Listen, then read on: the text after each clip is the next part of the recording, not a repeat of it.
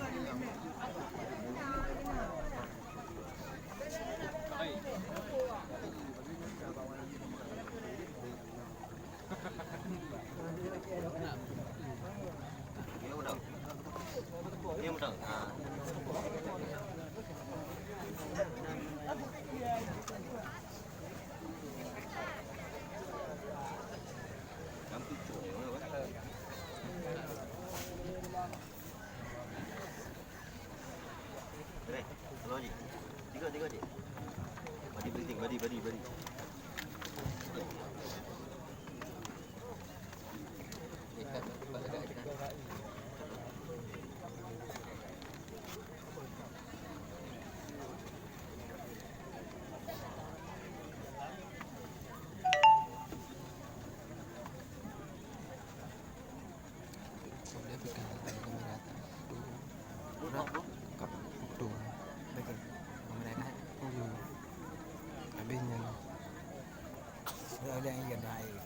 Kan pandang itu saya.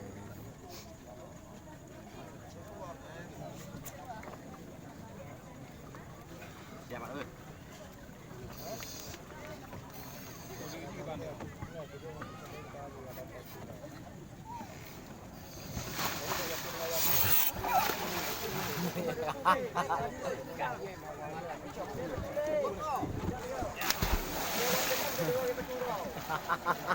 Belah batu eh. Batu dari dalam. Oh kan batu. Batu balik kan.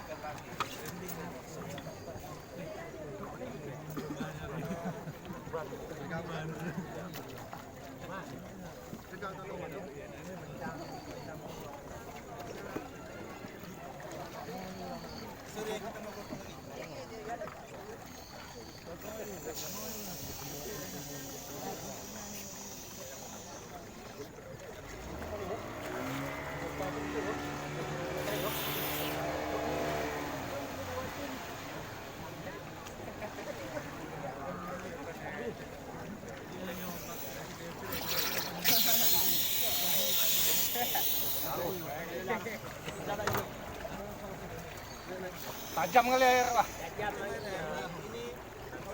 Bar kau. Enggak, itulah seperti bilang tadi, jangan enggak kan. Keluarga minta.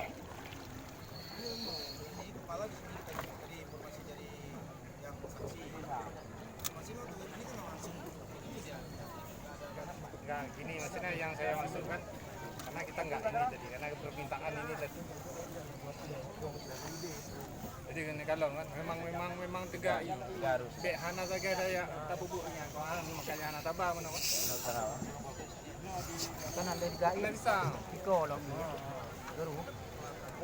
Sudah.